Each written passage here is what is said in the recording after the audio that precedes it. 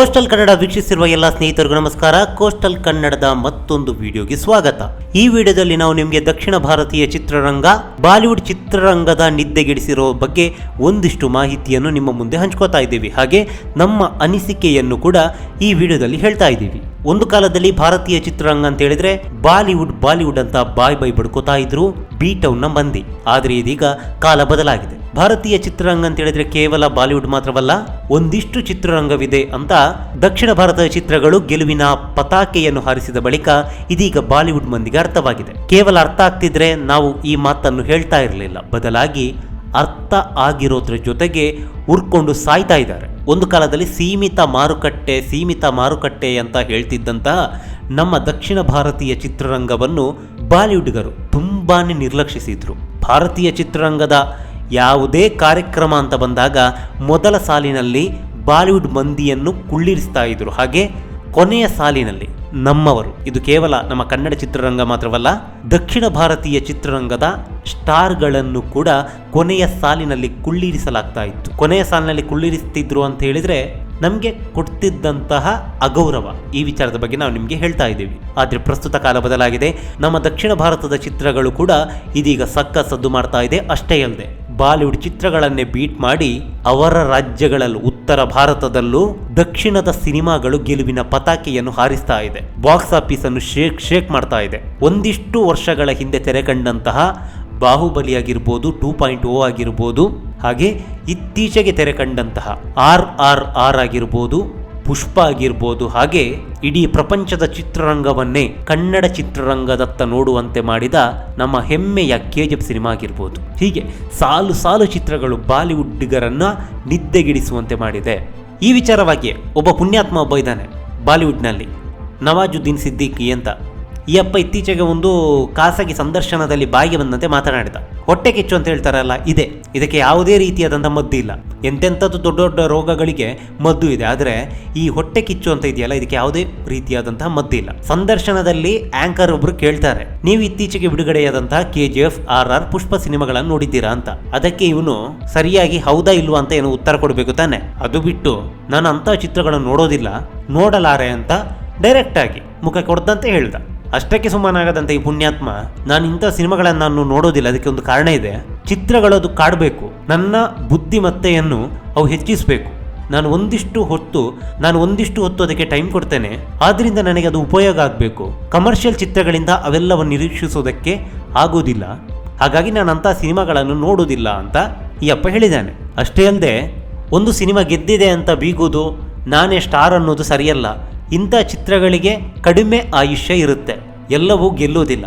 ಒಂದಿಷ್ಟು ಸಿನಿಮಾಗಳು ಫ್ಲಾಪ್ ಆದಾಗೆಲ್ಲ ಗೊತ್ತಾಗುತ್ತೆ ಅಂತ ಈ ಅಪ್ಪ ಹೇಳ್ತಾನೆ ಸಿದ್ದಿಕಿ.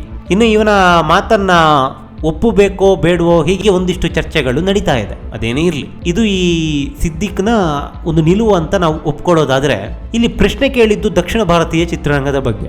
ಹಾಗಾದ್ರೆ ಈತ ಹೇಳಿದೆಲ್ಲ ದಕ್ಷಿಣ ಭಾರತೀಯ ಚಿತ್ರಗಳಿಗೆನಾ, ಸಿನಿಮಾಗಳನ್ನು ನೋಡೋದಿಲ್ಲ ಹಾಗಂತೆ ಹೀಗಂತೆ ಅಂತ?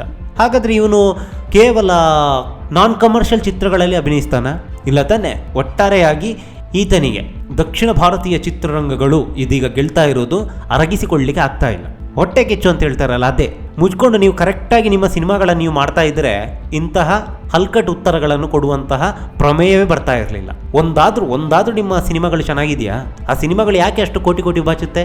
ಇಲ್ಲಿ ನಮ್ಮ ಈ ದಕ್ಷಿಣ ಭಾರತವನ್ನು ನಾವು ನೋಡಿದ್ರೆ, ಒಂದಿಷ್ಟು ನಮ್ಮ ಕನ್ನಡ ಸಿನಿಮಾ ಅಂತ ಹೇಳಿದ್ರೆ ಕೇವಲ ಒಂದು ಕರ್ನಾಟಕಕ್ಕಷ್ಟೇ ಮೀಸಲಾಗಿರುತ್ತೆ. ತಪ್ಪಿದ್ರೆ ನಮ್ಮ ಅಕ್ಕಪಕ್ಕದ ರಾಜ್ಯಗಳಿಗೆ ಹೋಗುತ್ತೆ. ತೆಲುಗು ಸಿನಿಮಾ ಅಂತ ಆದರೆ ಅವರ ರಾಜ್ಯ ಬಿಟ್ರೆ ಅಕ್ಕಪಕ್ಕದ ರಾಜ್ಯ.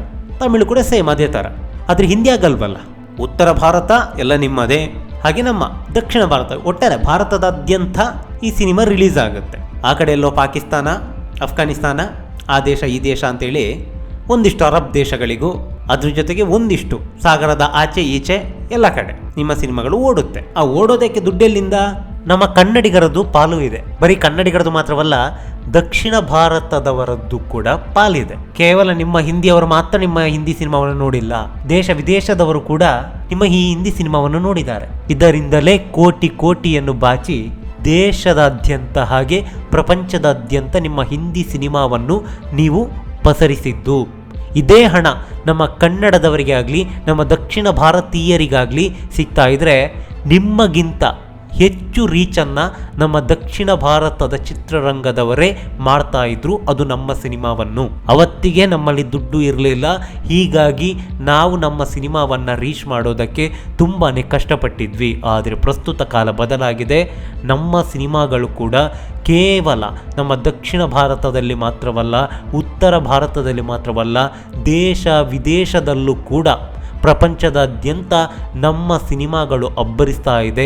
ನಮ್ಮ ಸಿನಿಮಾದ ಕಂಟೆಂಟಿಗೆ ಸಿಗಬೇಕಾದಂತಹ ಗೌರವ, ಪ್ರಶಂಸೆಗಳು ವ್ಯಕ್ತವಾಗ್ತಾ ಇದೆ.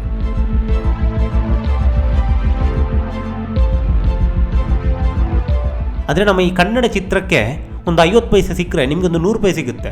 ಯಾಕಂತಂದರೆ ನಿಮ್ಮಲ್ಲಿ ಆಡಿಯನ್ಸ್ ಅಂದರೆ ನೀವು ಜಾಸ್ತಿ ರೀಚ್ ಮಾಡ್ತೀರಾ. ಅದರ ದುಡ್ಡು ಕೂಡ ನಾವೇ ಕೊಟ್ಟಿರೋದು. ಅಷ್ಟು ದುಡ್ಡು ಬರೋದಕ್ಕೆ ನಮ್ಮ ದಕ್ಷಿಣದ ಪಾಲೂ ಇದೆ. ಅದೇ ನಿಮ್ಮ ಸಾಧನೆ ಏನೂ ಅಲ್ಲ. ನೀವೇನು ಅತ್ಯದ್ಭುತವಾದಂಥ ಸಿನಿಮಾವನ್ನು ಕೊಟ್ಟಿದ್ದೀರಂತಲ್ಲ, ನಿಮ್ಮ ಸಿನಿಮಾಗಳನ್ನ ನೋಡುವವರ ಸಂಖ್ಯೆ ಜಾಸ್ತಿ ಇದೆ, ನಿಮ್ಮ ಭಾಷೆ ಬಲ್ಲವರ ಸಂಖ್ಯೆ ಹೆಚ್ಚಾಗಿದೆ. ಹೀಗಾಗಿ ನಿಮ್ಮ ಸಿನಿಮಾವನ್ನು ನೋಡುವವರ ಸಂಖ್ಯೆ ಹೆಚ್ಚಾಗಿದೆ. ಅದು ಹೊರತುಪಡಿಸಿ ಮತ್ತೇನೂ ಅಲ್ಲ. ನೀವೇನೋ ಸ್ಪೆಷಲ್ ಆಗಿ ಏನು ಕೊಟ್ಟಿದ್ದೀರಾ ಅಂತೇಳಿ ಜನಗಳೇನು ನೋಡಿಲ್ಲ. ಯಾವುದಾದ್ರೂ ನೀವು ಒಂದು ಒಳ್ಳೆ ಸಿನಿಮಾಗಳನ್ನು ಮಾಡಿದ್ದೀರಾ, ಒಂದು ಡಿಫ್ರೆಂಟ್ ಆದಂಥ ಸಿನಿಮಾ ಮಾಡಿದ್ದೀರಾ ಅಂತಾದರೆ ಅದೊಂದು ಕ್ರಿಶ್ ಅಂತ ಹೇಳ್ಬೋದು. ಬಿಟ್ಟರೆ ಮತ್ತು ಯಾವುದೂ ಇಲ್ಲ. 10ರಲ್ಲಿ 11 ಸಿನಿಮಾಗಳೇ. ಒಂದು ಭಾಗಾಮತಿ ಅಂತಹ ಒಂದು ಸಿನಿಮಾ, ಅರುಂಧತಿ ಅಂತಹ ಒಂದು ಸಿನಿಮಾ, ಇತ್ತೀಚೆಗೆ ಬಂದಂತಹ ರೋಬೋ 2.0 ಅಂತ ಸಿನಿಮಾ, ಅಷ್ಟೇ ಯಾಕೆ RR ಅಂತ ಸಿನಿಮಾ, ನಮ್ಮ ಕನ್ನಡದ ಹೆಮ್ಮೆಯ KGF ನಂತಹ ಸಿನಿಮಾ. KGF ನಂಥ ಸಿನಿಮಾ ಮಾಡೋದು ಬಿಡಿ, ಅದು ಹತ್ರ ಟಚ್ ಮಾಡೋಕ್ಕೂ ನಿಮಗೆ ಯೋಗ್ಯತೆ ಇಲ್ಲ, ತಾಕತ್ತೇ ಇಲ್ಲ. 10ರಲ್ಲಿ 11 ಸಿನಿಮಾಗಳನ್ನು ಮಾಡಿ ನೋಡುಗರ ಸಂಖ್ಯೆಯಿಂದ ನಿಮ್ಮ ಸಿನಿಮಾಗಳು ಕೋಟಿ ಬಾಚುವುದು ಬಿಟ್ಟರೆ ಮತ್ತೇನೂ ಅಲ್ಲ. ಇದರಿಂದಾಗಿ ನಿಮ್ಮ ಸಿನಿಮಾಗಳು ಗೆಲ್ತಾ ಇರೋದು. ಆದರೆ ನಮ್ಮದಂಗಲ್ಲ. ಕಂಟೆಂಟಿಂದಾಗಿ ನಮ್ಮ ದಕ್ಷಿಣ ಭಾರತೀಯ ಚಿತ್ರರಂಗದ ಸಿನಿಮಾಗಳು ಗೆಲ್ತಾ ಇದೆ. ನಿಮ್ಮ ಥರ ಜನಸಂಖ್ಯೆಯ ಆಧಾರದಲ್ಲಿ ಸಿನಿಮಾಗಳು ಗೆಲ್ತಾ ಇಲ್ಲ. ಬದಲಾಗಿ ನಮ್ಮ ಸಿನಿಮಾ ಗೆಲ್ಲೋದಕ್ಕೆ ಕಾರಣ ಕಂಟೆಂಟ್ನ ಆಧಾರದಲ್ಲೇ ದಕ್ಷಿಣ ಭಾರತದ ಚಿತ್ರಗಳು ಗೆಲ್ತಾ ಇರೋದು.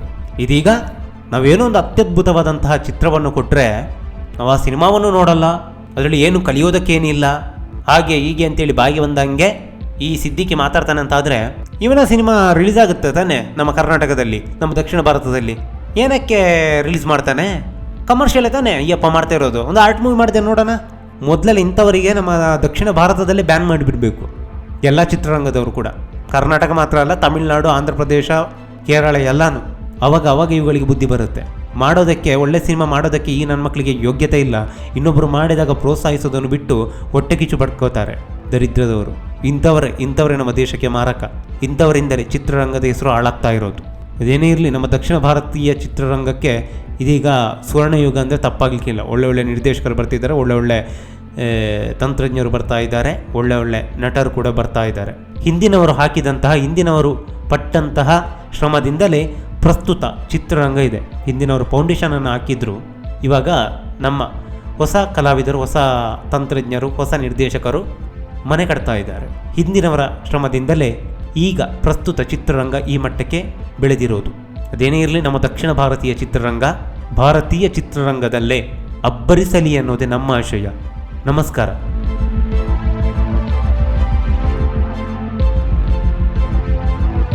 ಈ ಮಾಹಿತಿ ನಿಮಗೆ ಇಷ್ಟವಾಗಿದ್ದರೆ ಲೈಕ್ ಮಾಡಿ, ಶೇರ್ ಮಾಡಿ, ಹಾಗೆ ನಮ್ಮ ಕೋಸ್ಟಲ್ ಕನ್ನಡ ಯೂಟ್ಯೂಬ್ ಚಾನಲ್ಗೆ ಸಬ್ಸ್ಕ್ರೈಬ್ ಮಾಡಿ.